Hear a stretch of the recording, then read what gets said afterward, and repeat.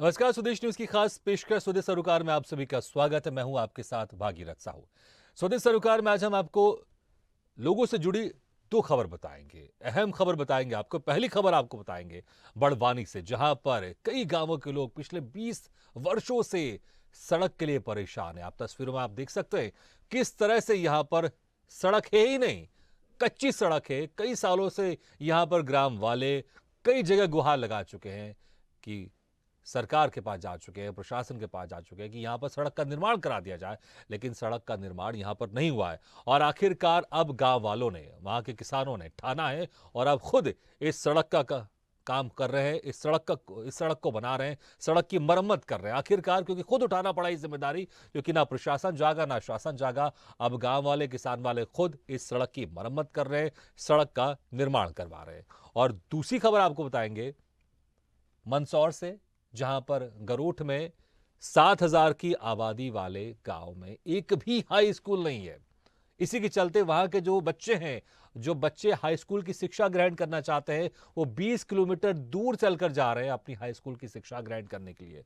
और इससे समस्याएं हो रही हैं, क्योंकि कई लोग जो स्कूल जाना चाहते हैं लेकिन दूरी की वजह से अपने हाई स्कूल की शिक्षा पूरी नहीं कर पा रहे, और जो हाई स्कूल की शिक्षा अपनी ले रहे हैं तो उनका आना जाने में ही समय गुजर जाता है। तो अपनी जो एक्स्ट्रा करिकुलर एक्टिविटीज़ है या फिर जो दूसरी पढ़ाई है वो नहीं कर पा रहे, क्योंकि उनका समय आधे से ज़्यादा आने में और जाने में खर्च हो जाता है। लेकिन शासन प्रशासन यहाँ पर सुध नहीं ले रहा है। यहाँ पर जो उनकी ज़रूरत की मांग है, क्योंकि सरकार कहती है पढ़ो और आगे बढ़ो, लेकिन जब हाई स्कूल नहीं होगा तो बच्चे आगे कैसे बढ़ेंगे।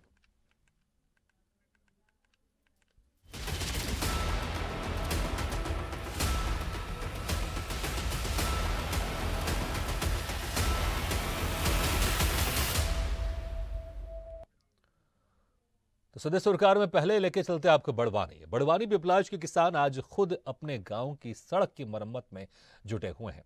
किसान राधेश्याम गहलोत की माने तो ग्राम करी कुंडिया काली बेड़ी होते हुए ग्राम कसरावत तक पहुंच मार्ग यही है, लेकिन पिछले 20 वर्षों से यह मार्ग अनदेखी का शिकार है। यहाँ किसी प्रकार का निर्माण कार्य नहीं हो पाया है। ग्राम पंचायत पिपलाज में आने वाले इस मार्ग को लेकर कई बार मांग की गई है, लेकिन नतीजा कुछ नहीं निकला है, जिसके बाद परेशान होकर मार्ग को सुधारने की कवायद शुरू कर दी है। इस पे कोई 20 साल हो गए ना, तो कोई पंचायत ने मट्टी डलवाई ना, कहीं नहीं। 2 बार से हम डलवा रहे हैं। बारिश में भी हमने डलवाई है और अभी भी हमने डलवाई हमारे स्वयं के ट्रैक्टरों से। कितने किलोमीटर का रोड है? ये रोड है करीब यहाँ से लगा के 8 किलोमीटर का। कितने गांव आते हैं इस पे रोड? 3 गांव आते हैं। ये जो रोड है अभी आपने संज्ञान में लाए हैं, हम इसको दिखवाते हैं, सरपंच सचिव से बात करते हैं और वो कितनी लागत है, क्या है वो जो भी विभाग करेगा वो संबंधित विभाग को हम प्रस्ताव भेज। तो देखा आपने, यहाँ के जो रहवासी हैं, किसान हैं, गांव वाले हैं, वो परेशान हो रहे हैं, क्योंकि कई वर्षों क्या, कभी यहाँ पर सड़क का निर्माण हुआ ही नहीं। इसी कच्चे रास्ते से होकर गांव वाले गुजरते हैं और उनको कई तरह की समस्याएं होती है। आप अंदाजा लगा सकते हैं इस वक्त अगर इस सड़क की ये स्थिति, आप सोचिए बरसात में ये स्थिति कैसी होगी। यहाँ पर पैदल चलना भी दुभर होगा, और इसी के चलते अब गाँव वालों ने खुद इस सड़क का निर्माण कार्य, मरम्मत करने की ठानी है। इस खबर पर ज्यादा जानकारी के लिए बात करते हैं बड़वानी से संवाददाता अतुल कुमावत से। अतुल, जी भागीरथ, ये वाकई एक बहुत ही बड़ी है कि इतने सालों के बाद भी यहाँ पर सड़क का निर्माण नहीं हो पाया, और सड़क हम देख रहे हैं जो भी कुछ हमें दिखाई दे रही, बड़ी जर्जर हालत में दिखाई दे रही है इस वक्त। अगर ये ऐसी हालत है बरसात में, ये तो पैदल चलना बड़ा मुश्किल हो जाता है। और आखिरकार अब किसान, वहाँ के जो किसान हैं, वहाँ के जो गांव वाले, उन्होंने खुद अब ठाना है और सड़क का निर्माण कार्य शुरू कर दिया है। तो पहले ये बताया कि किस तरह की यहाँ पर समस्या आ रही है, तो कितनी लंबी ये सड़क है और कहाँ कहाँ गांव वाले गुहार लगा चुके हैं और सरकार ने, प्रशासन ने इनकी नहीं सुनी, जिसकी वजह से मजबूरन इनको खुद सड़क का निर्माण करना पड़ रहा है। जी भागीरथ, मैं आपको बता दूं, ये ग्राम पंचायत पिपलाज में आने वाले इस मार्ग को लेकर कई बार मांग की है, लेकिन नतीजा कुछ नहीं निकला, जिस कारण आवागमन में बहुत ज्यादा कठिनाई होती है। बारिश के दिनों में भी यहाँ से बैलगाड़ी निकलना मुश्किल हो जाता है। हाँ। जिसको लेकर पूर्व में भी ग्रामीणों ने मुरूम डालकर इस मार्ग को ठीक किया था। अब फिर बारिश के कारण इस मार्ग की हालत खराब हो गई है। ये 8 किलोमीटर के इस मार्ग को बनाने की बार बार मांग की है, लेकिन कोई सुनवाई नहीं करता। हार कर फिर ग्रामीणों ने अपने स्तर से मार्गों को मुरूम डालकर दुरुस्त करने को मजबूर हुआ। अच्छा अतुल, यहाँ पर कभी कभी यहाँ पर पक्की सड़क का या कंक्रीट सड़क का निर्माण कभी हुआ है? कभी 10 साल पहले, 15-20 साल पहले कभी इसका निर्माण हुआ है यहाँ पर? नहीं, इस पक्की सड़क सड़क का कोई निर्माण नहीं हुआ है। हाँ। हालांकि इस मामले में जनपद पंचायत बड़वानी सीओ से बात की तो उन्होंने संबंधित विभाग व संस्था से चर्चा कर इस मार्ग को जल्द दुरुस्त करवाने की बात कही। लेकिन बहुत सारी ऐसी योजनाएं हैं जिस योजना के तहत गांवों में सड़क का निर्माण किया जाता है, प्रधानमंत्री सड़क योजना है। क्या उन योजनाओं का भी यहाँ पर इस्तेमाल नहीं किया गया? आखिर क्या वजह है? क्या प्रशासन को दिखाई नहीं देता? वहां पर लोग रहते हैं और जो तमाम तरह की योजनाएं हैं जो गांवों के लिए संचालित होती है, जैसा कि मैंने जिक्र किया प्रधानमंत्री सड़क योजना, क्या इसके तहत भी कभी यहाँ पर सड़क बनाने के लिए कभी अधिकारियों ने, कभी प्रशासन ने कभी सोचा नहीं? जी भागीरथ, मैं आपको बता दूं, ये 20 वर्षों से मार्ग को अनदेखा किया जा रहा है। हालांकि ये जो भी योजनाएं हैं ये सिर्फ कागजों पे पूरी हुई है। तो वहां के जो जिम्मेदार हैं, बात करें, देखिए पंचायत इसलिए होती है जो गांव की समस्या है उसको दुरुस्त किया जाए। उस पंचायत में सरपंच होंगे, उप सरपंच होंगे, सचिव होंगे और तमाम तरह के लोग होंगे जो, और वहां के जो जनप्रतिनिधि भी होंगे, वो अपनी बातों को लेकर क्या प्रमुखता से नहीं उठाते शासन के सामने, प्रशासन के सामने कि 20 वर्षों से सड़क का निर्माण ही नहीं हुआ यहां पर? अतुल, तो गांव वाले बहुत बार अपनी मांगों को लेकर सांसद, विधायक इनसे बात करी है, लेकिन उन्होंने भी सिर्फ आश्वासन दिया है, इससे ज्यादा वो कुछ बात नहीं करते। बोले आबादी कितनी है वहां पर, कितने लोग वहां पर रहते हैं? 40 से 50 परिवार होंगे। 40 से 50 परिवार वहां पर होंगे। जो अधिकारी क्या कहना है उनका, अभी क्या कुछ कह रहे हैं वो? अब जनपद सीओ यही है कि संबंधित विभाग व संस्था से चर्चा कर इस मांग को जल्द दुरुस्त करवाने की बात कही। सिर्फ आश्वासन नहीं दे रहे या फिर लग रहा है कि वाकई इस बार इस समस्या का समाधान होगा इन गांव वालों के बीच में? क्योंकि ये सड़क नहीं होने से कई तरह की परेशानियां आती हैं, आवाजाही में बड़ी परेशानी आती है। आप कुछ अगर व्यवसाय करना चाहते हैं, अपनी फसलों को बाहर ले जाना चाहते हैं, या कुछ भी खाद हो, कोई भी बीज हो, सब कुछ उसी सड़क से होते हुए लाना पड़ता होगा। तो ये तमाम तरह की जो परेशानियां हैं, जब अधिकारियों को इससे अवगत कराया गया, वो सिर्फ आश्वासन ही दे रहे या फिर कोई ठोस यहाँ पर कोई एक नतीजा निकलता हुआ दिखाई दे रहा है? नहीं जी भागीरथ, मैं आपको बता दूं, अभी तक तो सिर्फ आश्वासन ही दे रहे हैं। ठीक है, लेकिन जिस तरह से लेकिन जिस तरह, ठीक है अतुल, आप हमारे साथ बने रहिए। इस वक्त हमारे साथ एक किसान है पिपलास से, राधेश्याम गहलोत जोड़ गए। राधेश्याम जी, आप लोग ने कई जगह गुहार लगाए लेकिन उसका कोई परिणाम नहीं निकला और आखिरकार अब आप लोग खुद इस सड़क का निर्माण कार्य करा रहे हैं। किस तरह से आप लोग इस सड़क का निर्माण कार्य करा रहे हैं? क्योंकि उसके लिए पैसा लगेगा, तमाम तरह के संसाधन लगेंगे, तो किस तरह से आप लोग ने इस सड़क का निर्माण कार्य शुरू करने का फैसला लिया है?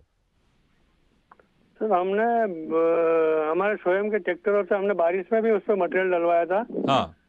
और अभी भी हमने हमारे ट्रैक्टरों से और जेसीबी से हमने भाड़े करके मटेरियल डलवाया है। हाँ। क्योंकि 20 साल हो गए इस रोड को, अभी तक कोई प्रशासक ने सूद नहीं ली है। हाँ।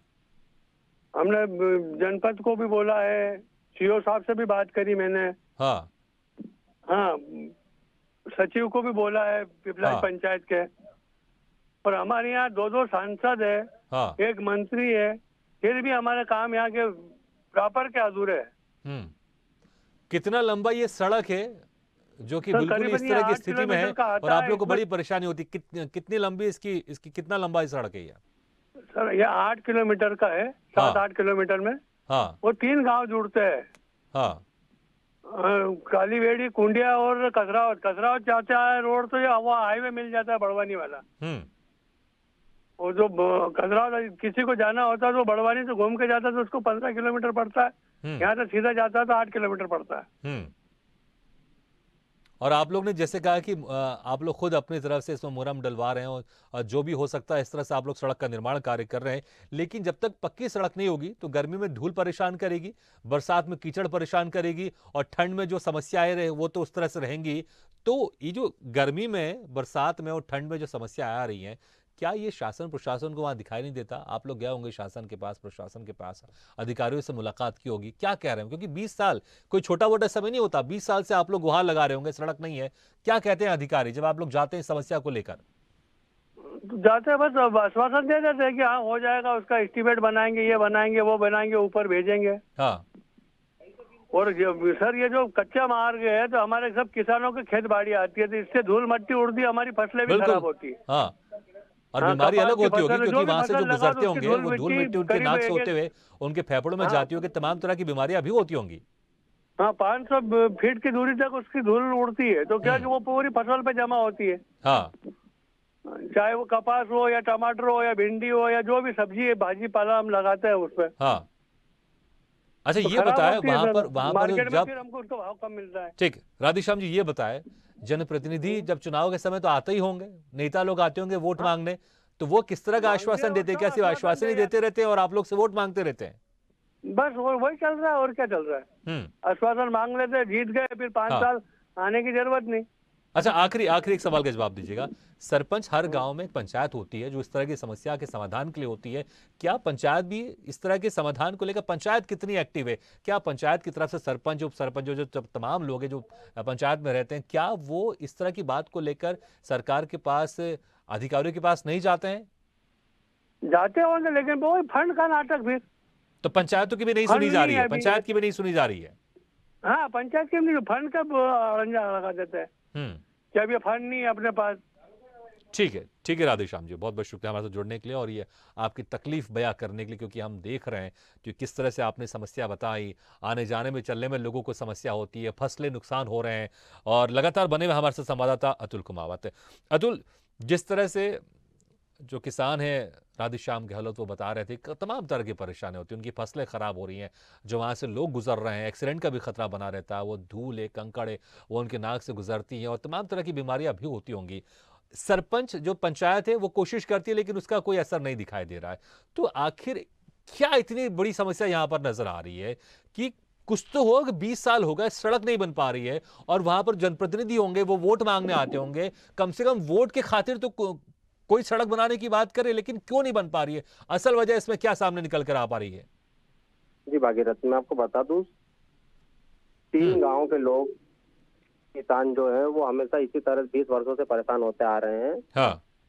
और शासन प्रशासन से हमेशा गुहार लगाते हैं, ज्ञापन जो भी उनसे होता है वो करते हैं, लेकिन उनका बस एक ही जवाब होता है, जैसे भी होगा हमारे से हम इसको दुरुस्त कराने की कोशिश करेंगे। ठीक है अतुल, बहुत बहुत शुक्रिया इस तमाम जानकारी के लिए। तो यहाँ पर जो गांव वालों की समस्या है, पिछले 20 वर्षों से वो इस समस्या से जूझ रहे हैं।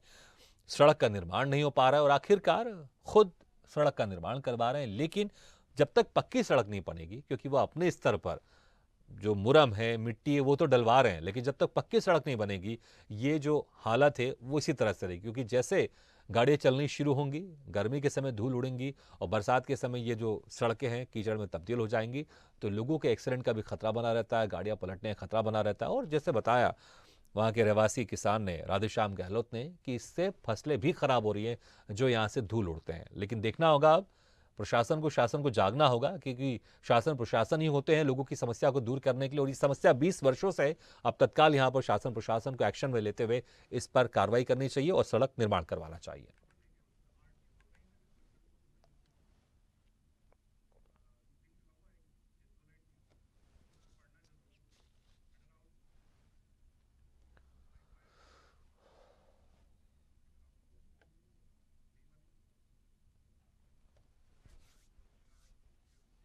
चलिए अब बढ़वाने के बाद आपको लेके चलते हैं मंदसौर और आपको दिखाते हैं खास खबर, क्योंकि पढ़ना जरूरी है।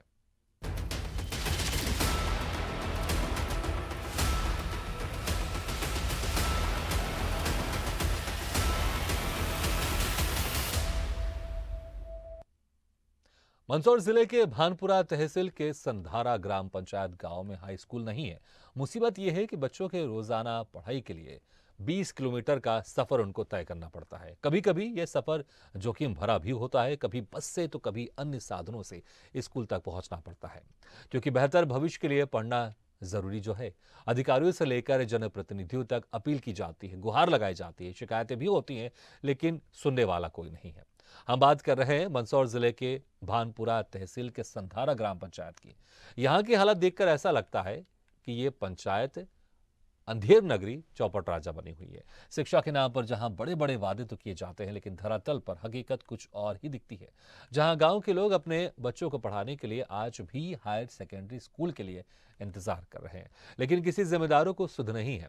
हाई सेकेंडरी स्कूल ना होने से छात्रों को बस और अन्य साधनों से स्कूल तक जाना पड़ रहा है, जो परेशानियों से भरा तो है ही, साथ ही जोखिम भरा भी है।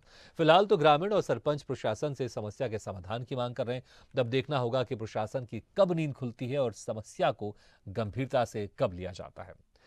यहां आपको यह भी बता दें कि भानपुरा तहसील के संधारा पंचायत 7,000 की आबादी वाला गांव है, लेकिन जनप्रतिनिधियों का ध्यान इस गांव की ओर तब जाता है जब उनको चुनाव के वक्त वोट की जरूरत होती है। उसके बाद यहां के लोगों को भुला दिया जाता है। जब भी इस तरीके के वाहन चलते हैं तो हमारे द्वारा निश्चित समय पर कार्रवाई की जाती है, पर होता यह है कि यहाँ से कार्रवाई कई बार हम लोग करते हैं तो आगे जाके बिठा लेते हैं। इस संबंध में हमारे संज्ञान में आई ये बातें, तो हम निश्चित रूप से इसका आगे कार्रवाई करेंगे। समय समय पे इस संबंध में कार्रवाई करते रहते हैं। पिछले माह भी हमारे द्वारा इस तरह की बसें पे कार्रवाई की गई थी। अभी तक आपके ऊपर इस प्रकार की कार्रवाई की गई? हमारे यहाँ जैसे पिछले माह एक बसें पुलिस बल के साथ मिलकर एक बंद करी गई थी, पिछले माह भी की गई थी, और हर माह इस तरह की कार्रवाई की जाती है। ग्राम पंचायत संधारा में 7,000 से अधिक जनसंख्या है। अभी तक यहाँ हाई सेकेंडरी स्कूल नहीं है। 200 बालक प्रतिदिन 20 किलोमीटर दूर भानपुरा बसों के द्वारा जाते हैं। पहले भी मुख्यमंत्री जी को यहाँ ज्ञापन दे चुके हैं, पर अभी तक कोई अमल नहीं हुआ है। तो शासन से यही विनम्र प्रार्थना है कि जल्द से जल्द यहाँ स्कूल का निर्माण किया जाए। तो 7,000 की आबादी वाले गांव में बच्चे पढ़ना तो चाहते हैं, लेकिन पढ़ने के लिए गांव में एक हाई स्कूल तक नहीं है। और जो पढ़ना चाहते हैं, क्योंकि पढ़ना हर बच्चे का अधिकार है, हाई स्कूल की शिक्षा ग्रहण करना बच्चे का अधिकार है, इसलिए 20 किलोमीटर का सफर तय करते हुए वहां के इस गांव के बच्चे 20 किलोमीटर का सफर तय करते हुए पढ़ने जाते हैं। लेकिन तब भी शासन प्रशासन की नींद नहीं जागी है। बड़े बड़े नारे तो लिखे होते हैं दीवारों पर कि स्कूल चले, हम पढ़ेंगे तभी आगे बढ़ेंगे, तमाम तरह के। लेकिन कैसे? जब हाई स्कूल नहीं होगा तो हाई शिक्षा कैसे ग्रहण करेंगे बच्चे? और उसके लिए इतना लंबा सफर करना पड़ता है, 20 किलोमीटर। आप अंदाजा लगा सकते हैं कि कितना समय इस सफर को तय करने में जाता होगा। आने जाने में कई घंटे इसमें बर्बाद हो जाते होंगे। और जिनके पास साधन है वो इस सफर को तय तो कर लेते होंगे, लेकिन सोचिए जिनके पास साधन नहीं है, या फिर जो साइकिल से जाने पर मजबूर होते हैं, पब्लिक ट्रांसपोर्ट का इस्तेमाल करते हैं, उनका समय और कितना जाता होगा। और इस वक्त हमारे साथ गरुड़ से संवाददाता सत्यनारायण बैरागी जुड़ गए हैं। सत्यनारायण, 7,000 की आबादी वाले इस गांव में हाई स्कूल नहीं है, जो कि हाई स्कूल होना चाहिए और बच्चों का अधिकार है पढ़ना। लेकिन अगर हाई स्कूल नहीं होगा तो जो हायर एजुकेशन है वो कैसे लेंगे? पर भी जो पढ़ना चाहते हैं वो 20 किलोमीटर का सफर तय कर रहे हैं।